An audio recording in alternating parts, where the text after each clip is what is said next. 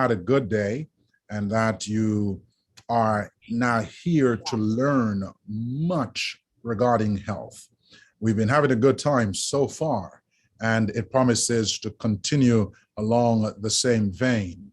Well, I'm very happy to have the opportunity to share with you the theme for the week: health, hope, and healing. Health, hope, and healing. And I hope that we've been providing health, hope, and healing. Tomorrow, we will be having a cooking class. And so I'll be inviting you to enter my kitchen. I will be making a few things within the time that we are given. And then on Friday night, we'll be back on this platform with another presentation. And this time it will be God's Pharmacy. God's Pharmacy. We'll learn about natural remedies, how to use herbs and categorize herbs. And so in a way that when we are using them, we do not increase the likelihood of making it toxic. So please join us on Friday for that presentation. And then on Sabbath, we'll be talking about immune health, how to boost our immune system, especially as we're going through this pandemic. And then in the afternoon, we'll close things off with a look at some water therapies, how we can use water to somehow recover from disease or to stay off disease. Tonight, my friends, is a very, very important subject. We'll be talking about from sad to glad. Let us pray.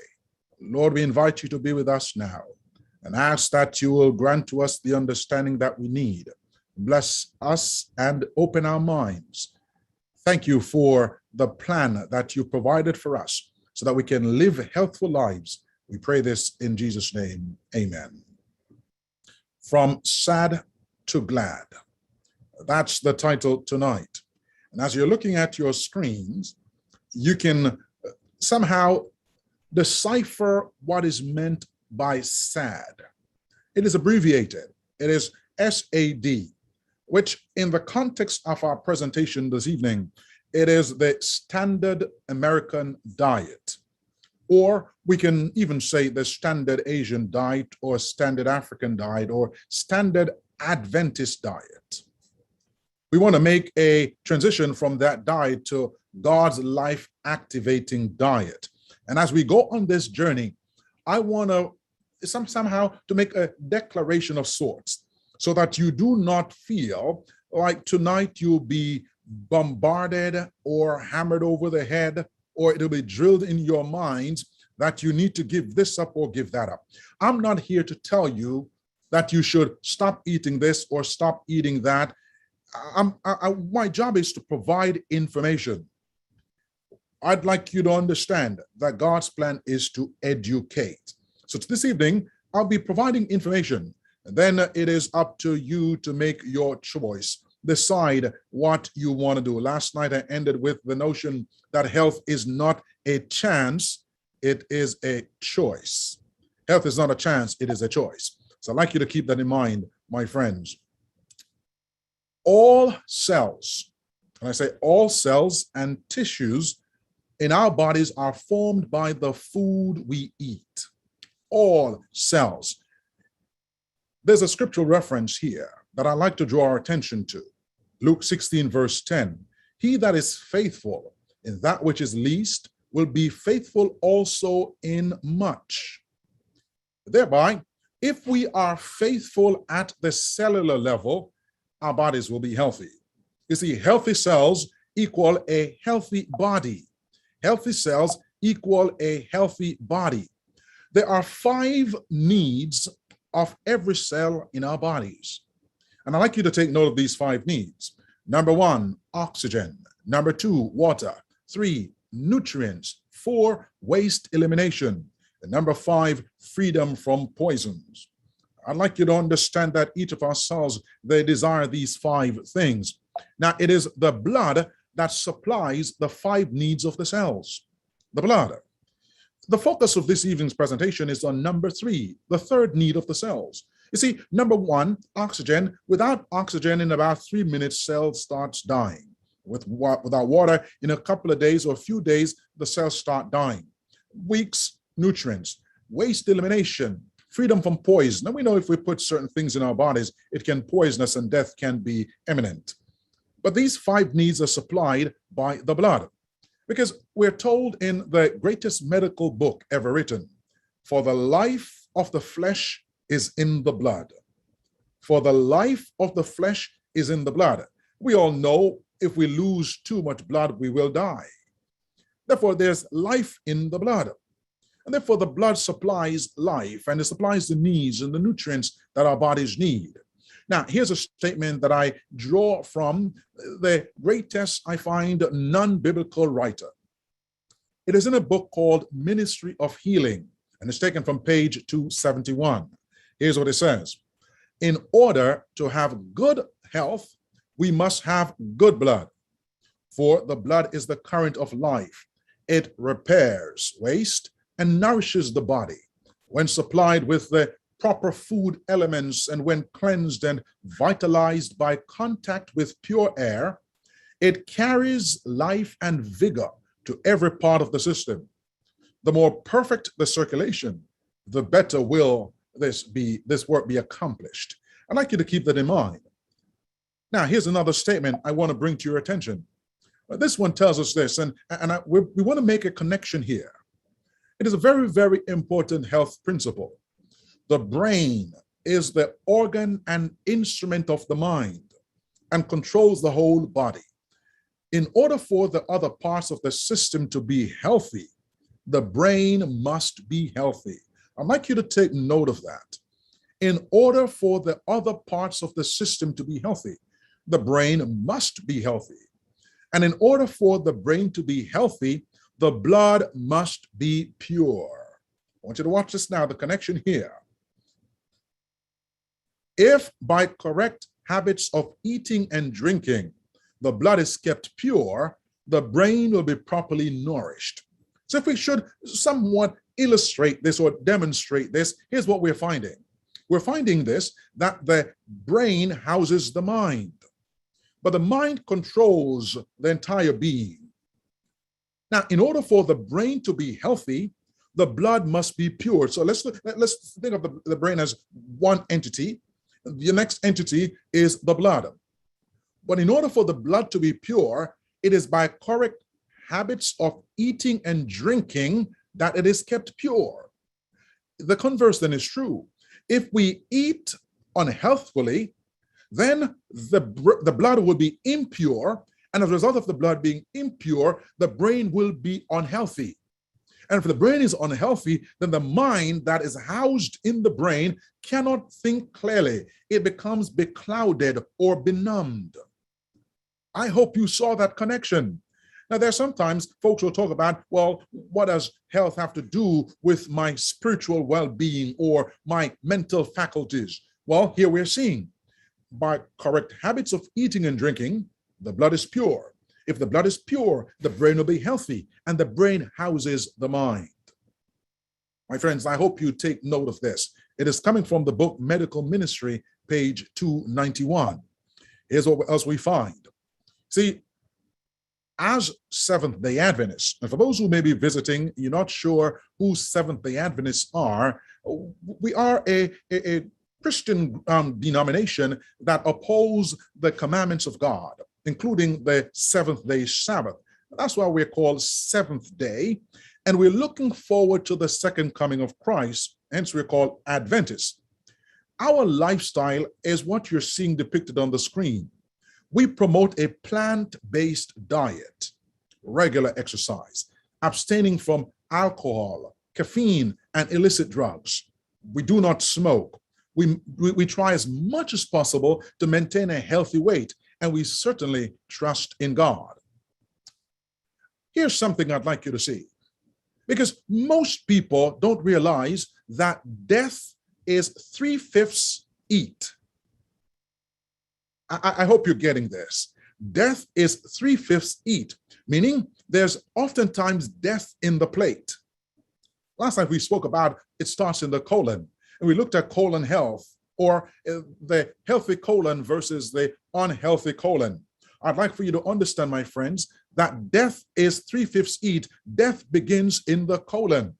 So it is important then that you and I make that transition from the S.A.D, which is the standard American diet, to the God's life activating diet.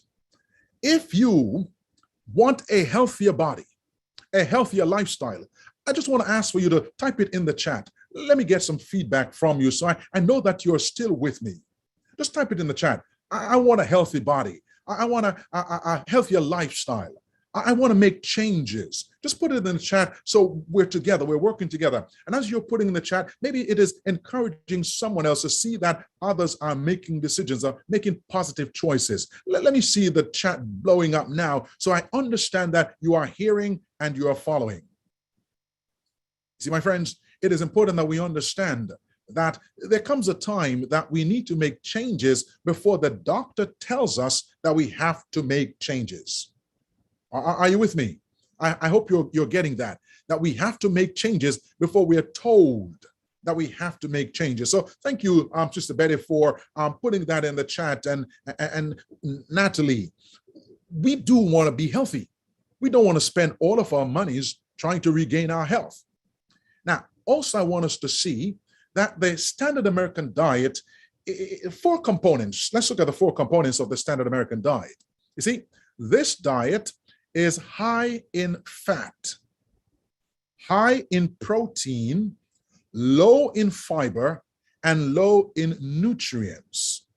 So it is high in fat, high in protein, low in fiber, low in nutrients. Again, type in the chat and tell me, is this a healthy diet? Just say no or yes. Just type it in the chat. Yes or no. Is this a healthy diet? Let me make sure I'm paying attention to the chat so that I can see your responses. I see no. There are folks who are typing no in the chat. All right. High fat, high protein diet, low fiber, low nutrients. Certainly, this could not be a healthy diet. And therefore, we need to examine this diet more closely. It is a standard American diet. Look at this fellow here. And the foods in it, maybe we do not eat them all at once, but isn't this a part of the American lifestyle where we eat all these fast foods, sometimes on a daily basis, or at least one meal is one of this or many of these? Now, I also want us to understand that though they taste good, tasting good may not mean that it is good for us. If you recall last night, I quoted from Hippocrates, where Hippocrates said, "Let thy food be thy medicine, and thy medicine be thy food." Let's look at this food that is depicted on your screen. Do you think this is medicinal? Like you would gain health from eating all this that's on the screen? I highly doubt it. I rather think that this promotes ill health because it is low in fiber, low in nutrients, very high in fat, and very high in nutrients. You see, I've come to the conclusion, and you may think that I'm crazy when I say this, but I've come to the conclusion, eating foods with a face is not God's design for the human race. Now, some biblical scholar may challenge me on this, but I can successfully tell you that in the beginning, in Genesis chapter 1, when God made Adam and Eve, he gave them a diet that consisted of plants, plant foods, and yet he declared it to be very good. The fact is that the diet he gave was a superior diet. It is not until after sin that meat eating was introduced. So let's look at that for a moment. Because when we think of how animals are being treated today, even that will start having us consider, should I really be partaking of animal cruelty? So I'd like you to keep that in mind. It is not like when I was growing up in Jamaica, where we had one goat or maybe a few chickens roaming in the yard, and they lived free. They were free range. But today we have them clustered.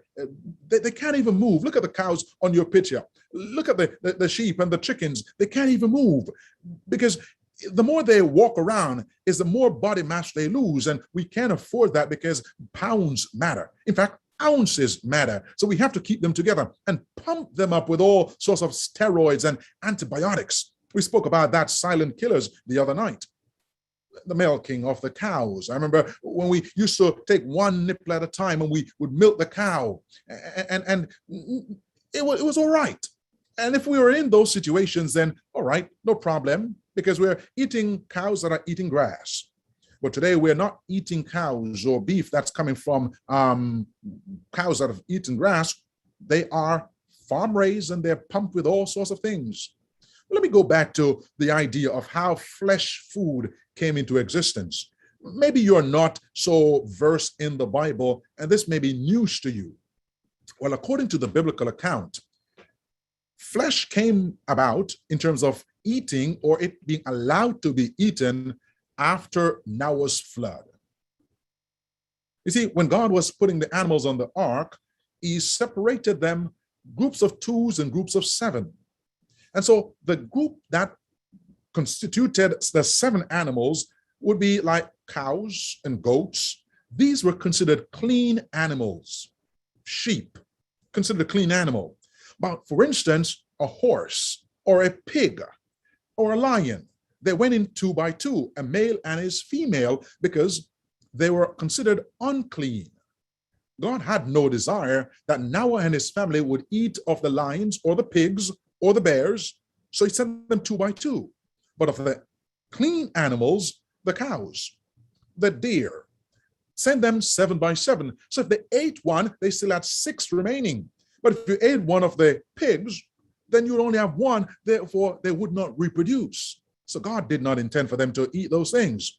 You see, before the flood, 10 generations prior to, the average lifespan of man was 912 years. Then after the flood, when man started eating flesh, the average lifespan 10 generations later was 317 years. What we can deduce from this is that the introduction of meat into the human diet lessened the lifespan. In fact, from 912 to 317, that's a significant drop off when it comes to how long human beings were living back in that time. But I want to say to you, because I must present this fair, in the Bible, we're told that if you should eat flesh, there are 3 restrictions. 1, no blood. 2, no fat. 3, eaten in 3 days. You see, putrefaction begins after 3 days. And that's why for Jesus, as he was in the tomb, his body never saw corruption because he stayed 3 days. But Lazarus, on the 4th day, the Bible tells us that he stinketh. No fat. Why? Because fat holds on to the toxins that's in the animal. I remember back in the day, we would fry the fat to get the oil from the fat to fry the meat, not realizing we're reintroducing the toxins into the flesh. No blood. That's why the Jews, they practice kosher meals or eating kosher meat, because the blood is the life. The blood carries the toxins. The blood carries the waste. And so there were these restrictions that God gave. God warned us that pork was bad for us. And that's why he distinguished the animals. But here's an idea. You see, flies live in the outhouse and eat the things in the outhouse. And then frogs eat the flies that eat what's in the outhouse. And then snake eats the frog, eats the fly that eats the feces in the outhouse. And then the pig eats the snake that eats the frog that eats the flies that live in the outhouse eating feces. And look at man now. Look at man. Man comes after, eat the pig that eats the snake that eats the frog that eats the fly that eats the feces. It is deplorable that man who was made in the image of God, who's supposed to be his masterpiece, they eat everything that is garbage. I'd like for you to think about that. So maybe you partake of pork or bacon. According to biblical record, it is not one of those foods that God intended for us to eat. But let me hasten on. Let's make it applicable to everyone on the line this evening. You see, there are diseases of animals that we need to focus on. So whether you are eating what is considered clean versus unclean, there's so many diseases that animals have that are passed on to humans. So in other words, humans are susceptible. For instance, when we talk about cattle, they sometimes come down with so many types of diseases. Anthrax bacillus, cowpox, diphtheria, foot and mouth disease or virus, and liver flukes and pneumonia, scarlet fever, tapeworm, tuberculosis. And then if you look at the other side of the screen, you see that humans are susceptible to most of these diseases that the cows carry. And the one that I failed to put on the screen some years ago, we all were up in arms over the mad cow disease. Going back to Jamaica, and cows roamed the streets because nobody would touch cows. But we have forgotten. Now, also, there are other types of diseases that are found in swine or in pigs. Foot and mouth again, the tapeworm, the pigpox virus, and trichinosis. And I'm told that that parasite can live in the human for up to 20 years after they've stopped eating swine. My. Sheep, anthrax, bacillus, and then the foot and mouth, and then the Jones disease, and the liver flukes, and the tuberculosis. And again, it is transmissible by contact with animals and their byproducts. So just to keep in mind that animals, they have so many diseases that are somehow passed on to us. And oftentimes we may not trace the source of our disease, but remember what we found out yesterday. According to Hippocrates, 2,500 years ago, he said all disease begins in the colon. But then we sort of narrowed that down to say not all, but most of our metabolic diseases begins in the colon. Let me look at for a moment. I don't want to keep look at my time. All right, we're doing good with time. Now, top 10 health concerns linked to meat eating. Again, we're looking at the transition diet from S.A.D to G.L.A.D. Top 10 health concerns linked to meat eating. I believe that we're here on the line this evening because we want to learn. Not only do we want to learn, we want to incorporate what we're learning so we can make better choices.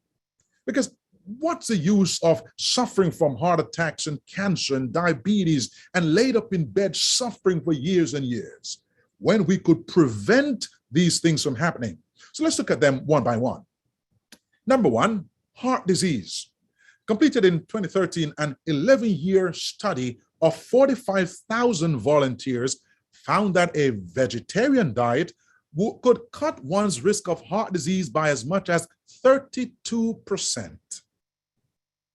The lead researcher, Francesca Crowe of the University of Oxford, theorizes that this lowered risk is due to lower cholesterol and blood pressure in vegetarians. So I want to say, go plants. Type it in the chat for me. Go plants. Come on now. Come on now. I want you to get involved this evening. Just type in the chat, go plants. Let's give a shout out to plants. Because we're finding that plants are not increasing our cholesterol levels. In fact, it is reducing it and reducing our blood pressure. Come on, give a shout out to plants. Number two, cancer. In 2015, the World Health Organization placed processed meats like bacon in the same category of, watch this now, this was alarming when I found this out, placed bacon or processed meats in the same category of cancer risk as asbestos and smoking cigarettes. Wow. Wow. If you're not saying wow, I say wow all by myself. Wow. You mean smoking cigarettes and asbestos are in the same risk category of cancer as is eating processed meats like bacon and sausage? Wow. If you took the time, do a bit of research and see how processed meats are put together, like sausage. Sometimes you may say, well, I'm having a turkey sausage or turkey bologna, not realizing that's quite bologna because it is made up of all sorts of meats. Rendering plants, they do exist. And in rendering plants, what they do, they get all these dead animals and they boil them down and grind them up. And they reproduce them as processed meats, so like sausage, because you cannot distinguish what meat is made up in this sausage or in the bologna that you're eating. Just wanted to bring that to your attention, because maybe you never thought of that. What else are they telling us? Here's something else that they're telling us. You see, one of the leading cancer specialists, Sir Richard Dole, estimates that diet is responsible for about 30 to 70% of all forms of cancers. And according to the World Cancer Research Fund, the figure is between 35 to 60%. So it is a huge number when we think about how diet is responsible for all forms of cancer. That's why yesterday we spoke about it begins in the colon, death in the colon, and death in the plate, because death is 3/5 eat. And so, my friends, it is important that we start paying attention to the things we're putting in our bodies. You see, meat increases colon cancer risk. And if you look at the numbers here, let's say if you eat less than once per month, well, it increases your risk by, or it does not increase your risk, let me say it that way. But if you go as far as to 5 to 6 times per week, 80% daily or more, maybe you're having it for breakfast and dinner, 149% in terms of the increased risk of colon cancer. Meat and cancer, we're told, there's a strong evidence, strong link. If you look at the screen, you're seeing the salami and sausages and hot dogs and bacon. Now, these are in group 1, and group 1 has been identified by researchers as causes cancer. So if you look into your screen, you're seeing it. It's right there clearly in front of you. It is saying that these are the ones that cause cancer. I hope you're seeing that clearly, my friends. And so here we go. Then down at the bottom, you find red meats have been given a group 2A, which probably causes cancer. And then there are other groups which you'll find that vegetables are found in group 4 because they do not contribute to causing cancer. Now, number 3, we're looking at some of the leading maladies or diseases or health issues that are associated with meat eating. Stroke. Because meat causes blockages in blood vessels, it's no surprise that it leads to strokes. Consumption of red meat in particular has been reported to increase the risk of an ischemic stroke by 47%. So what I would say to you, have a clear mind and eat plants. My friends, we do not want to suffer from strokes. Ischemic, because it's blocking the vessel so that the distant part of the body or the structure cannot receive the life-giving blood, no oxygen, and so it dies. Number 4, diabetes. According to researchers, meat is one of the most well-established dietary risk factors for diabetes. A study by the Harvard School of Public Health found that even modest consumption of red or processed meat significantly increases the risk of type 2 diabetes. And we looked at that last on Monday night, where 422 million people in our world suffering from diabetes. This is an illness, as you are well aware, that can cause debilitating health problems, including blindness, kidney failure, heart attacks, strokes. Yikes. I want to stay away from those things. How about you? I certainly do not want to succumb to any of these diseases. Now, number 5, obesity. A University of Adelaide doctoral student found that meat contributes to obesity prevalence worldwide to the same extent as sugar. Number 6, cholesterol. Harmful cholesterol can lead to clogged arteries and heart disease. But since it's only found in animal-based foods, watch this now, read this with me. A vegan diet contains 0 cholesterol.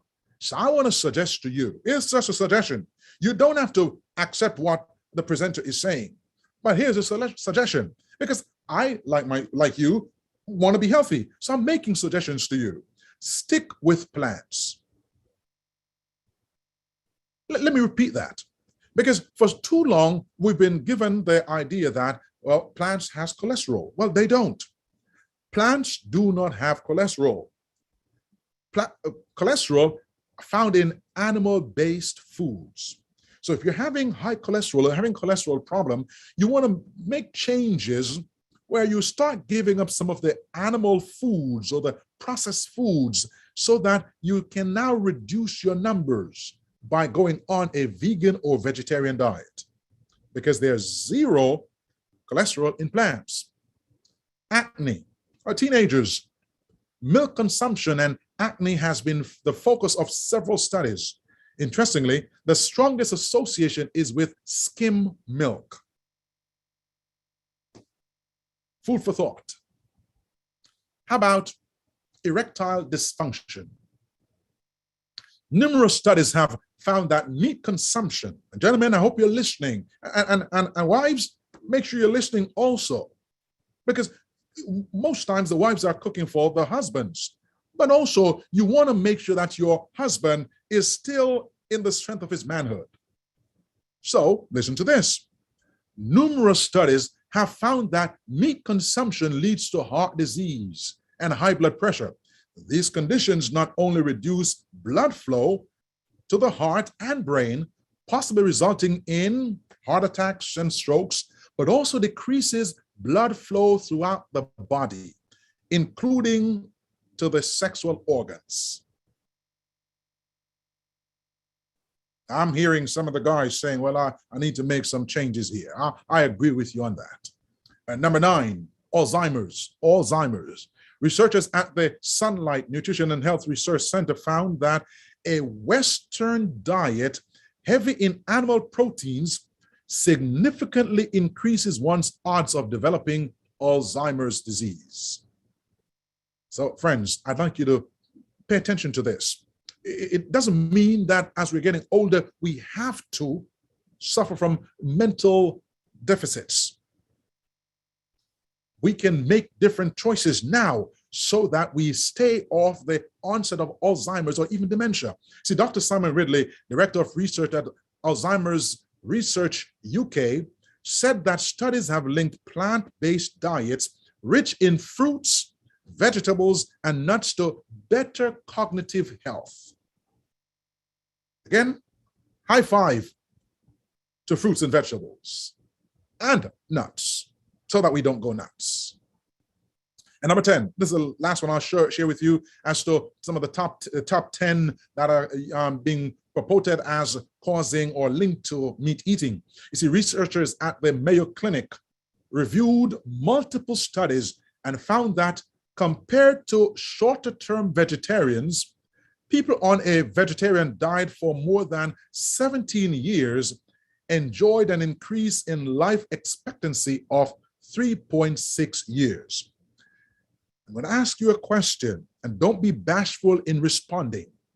If you do not want to live longer, just type in the chat, I don't want to live longer. Go ahead. I'm going to open my chat. I'm going to see if anyone dares to type in the chat, I don't want to live longer. All right. I don't see the chat blowing up. Why that then, Pastor? I'm deducing that everyone, the 85 of us on the line, are saying, I want to live longer.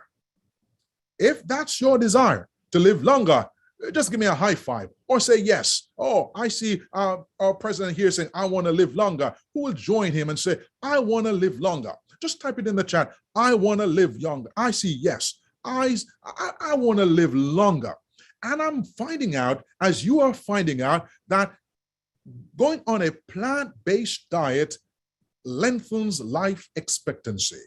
What a blessing. What a blessing. Science is catching up. Now, let's look at something else. You see, as we make this transition from the S.A.D to the G.L.A.D diet, here are a few other things. You see, if you're not convinced based on what I've said so far, maybe you are concerned about the environment. Maybe you're concerned about planet Earth. Because there's a statement in Revelation chapter 18 where God says, you know, I'm going to destroy those who destroy the earth. So at that time is coming. So you don't want to be a part of that, the destruction of where we live. No, others are trying to find a home on Mars or some other planet. Well, for us, our home is not here. We're looking somewhere beyond the blue. But as we're living here, we're stewards, and we should take care of our home, our environment.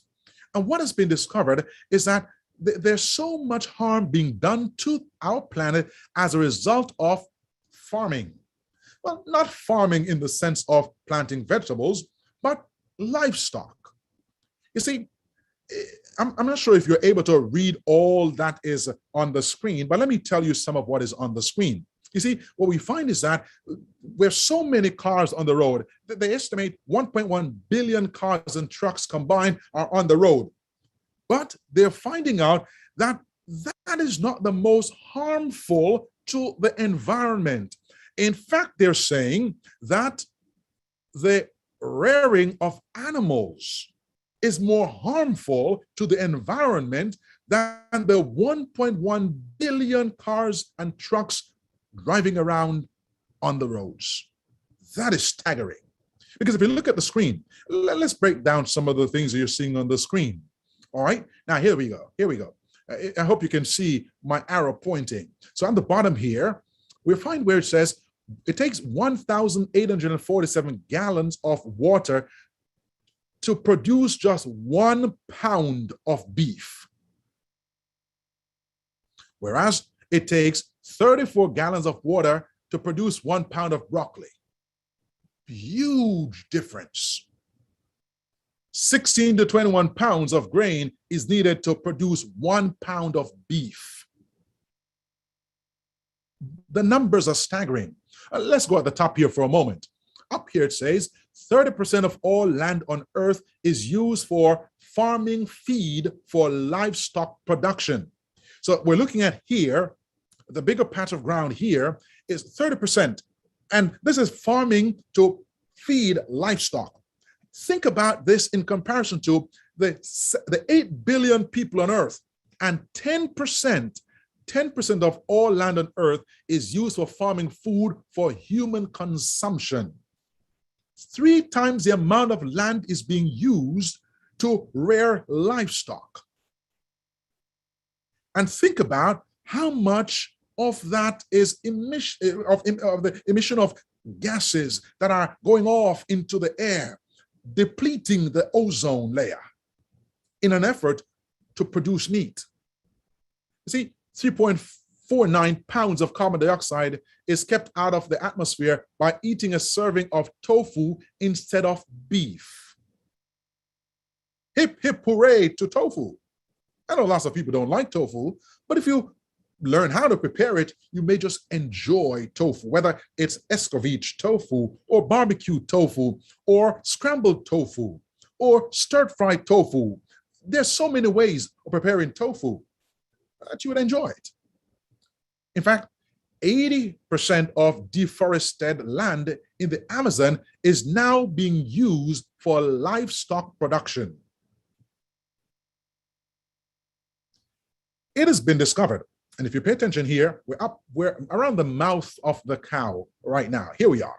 Wildlife. Livestock farms contribute heavily to the habitat loss and overkilling of endangered species like the gray wolf. There's also runoff from livestock farms that has contaminated water and killing thousands, hundreds of thousands of aquatic creatures.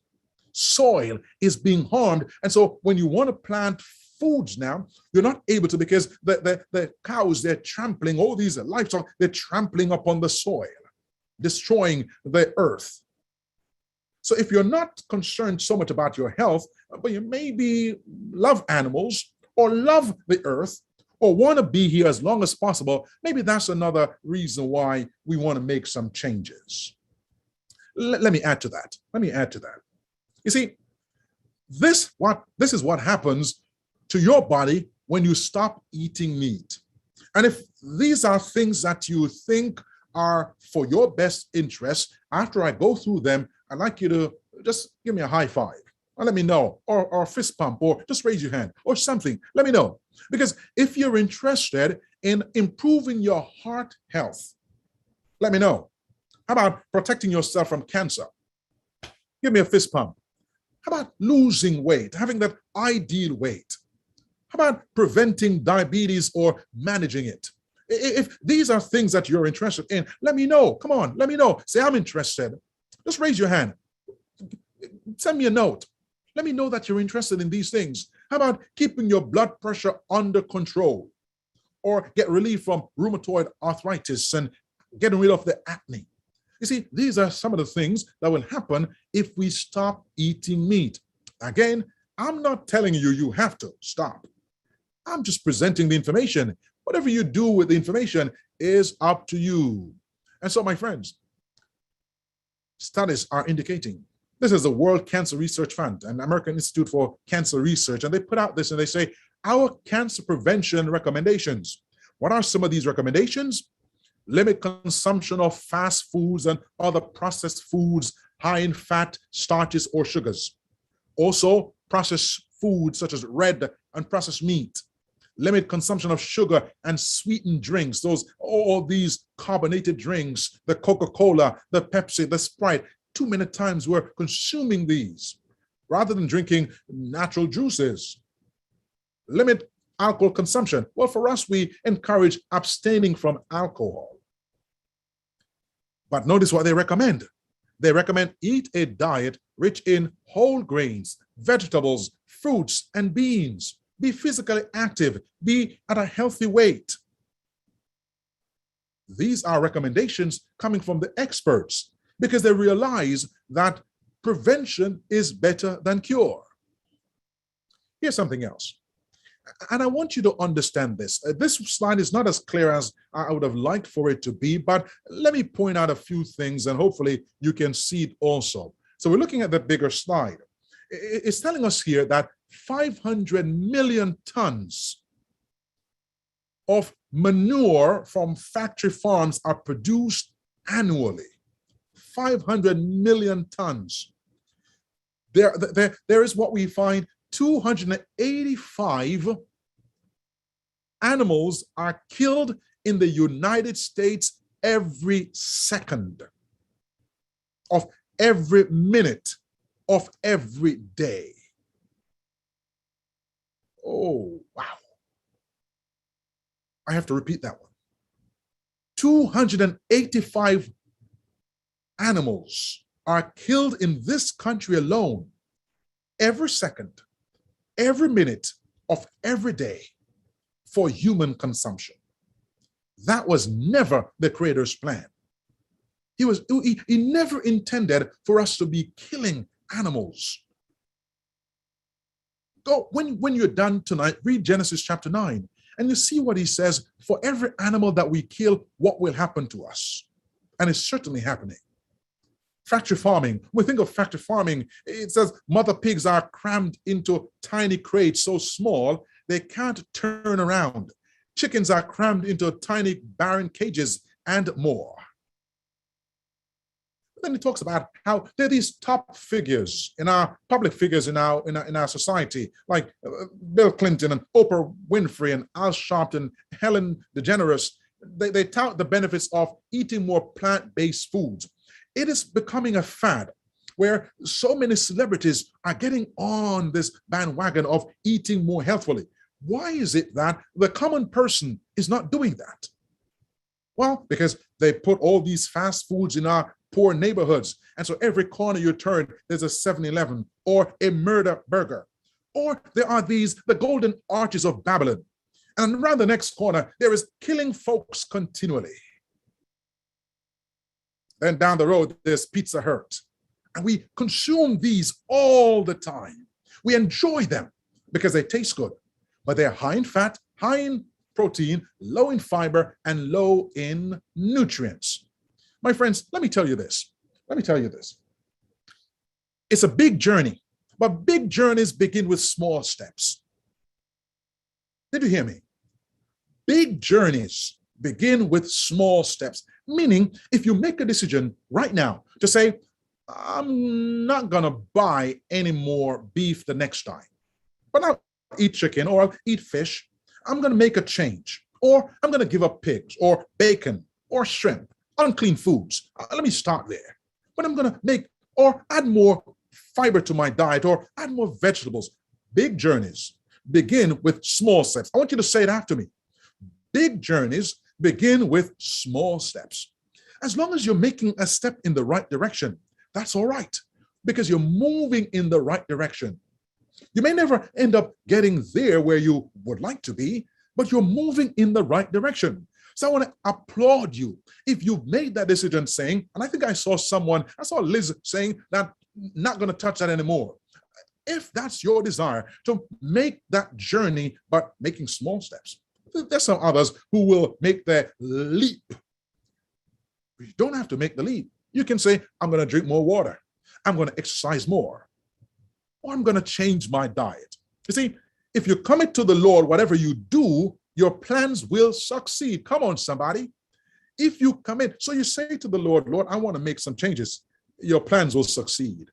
I'd like you to keep that in mind. And so let me wrap it up by telling you this about the God's life-activating diet. It is low in fat, low in protein, high in fiber, high in nutrients. If this is a diet that looks appealing to you, a diet that looks healthy to you, just tell me, let me know in the chat that that is a better diet. Yeah, or that is a superior diet. Come on, somebody, tell me. Let me open up the chat so I can see your responses. Let me know that this is a better diet. The low in fat diet, the low in protein, the high fiber and high nutrients. Yes, I agree. The first step is the hardest one, but we can do it together. We can do it together. And so I want to encourage us. And here we go again, Liz telling us, looks like man's ideal diet. It certainly does. Low in fat, low in protein, high in fiber, and high in nutrients. And so, my friends, let's look at a few things on this, then we will close. That's the best step I took. All right, Gail, I'm proud of you for that one. The best step. Now, friends, we talk about vegetarians. I just have a few more minutes. Just give me about 5 more minutes. There are types of vegetarian diets. So we have vegan, we have vegetarian, we have lacto-vegetarian, ovo-vegetarian, and lacto-ovo-vegetarian. But it's all trending in the right direction. That's what is important. So make a decision. Make a decision. You see, the diet that was given in the beginning was a diet that constitutes fruits, nuts, grains, and vegetables. And so let's look at the different types of grains. There's so many of them. They're the fruits and the nuts and the vegetables. Consume these. There's no disease associated with eating sweet potatoes and pumpkins and barley and brown rice. How about the watermelons and the avocados loaded with such good fats? The apples, the papayas, oranges, the nuts as peanuts and almonds and cashews and beans. They're loaded with protein and all the nutrients that our bodies need. The vegetables, eat off the cruciferous vegetables because they help to stave off cancer. My friends, it is important we understand that a vegan diet, if you want to have a thin waistline or slim waistline, think of a vegan diet. Here's a fact. So you say, well, where do I get my protein from? Well, did you know that lentils, 1 cup of lentils have 18 grams of protein, black beans, 15 grams. The numbers are here. Even your bagel has 9 grams of protein, spaghetti, 8 grams. So when they say to you, you have to eat flesh in order to get protein, that is false. All the foods that you're going to eat will have protein, maybe not to the same number, but it has protein. And then think about your peanut butter and your beans and your nuts. All of these are loaded with protein. What else do we find? How about calcium? Well, did you know that a stalk of broccoli has more calcium than a glass of milk? So your collard greens, your almonds and your mustard greens and your sesame and tahini, soybeans, kale, your fortified drinks, these are loaded with calcium, which is necessary for your bones. Hey, I need iron too. Yes, we need iron too.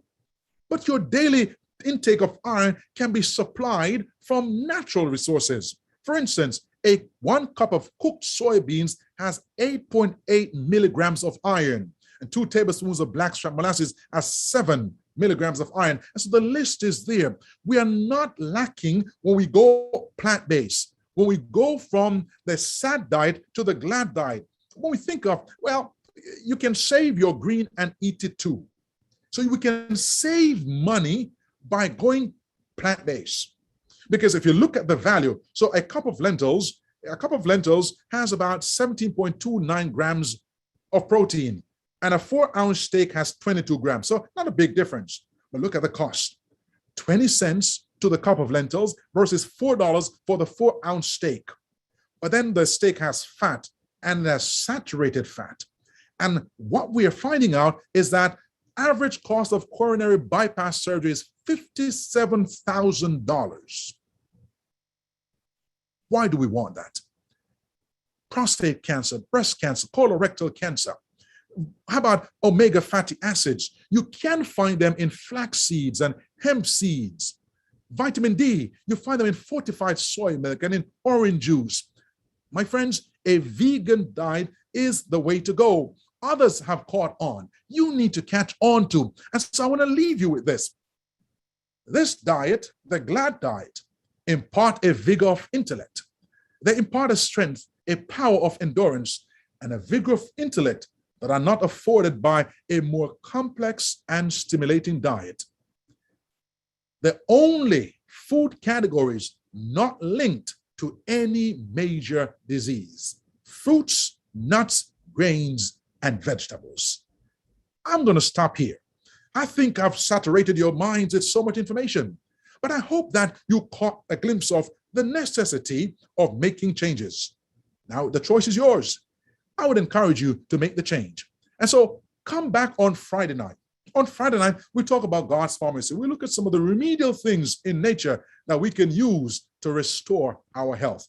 Tomorrow, we'll have a cooking class. And so if you'd like to join us, you're certainly welcome to join us again on this platform as we enter into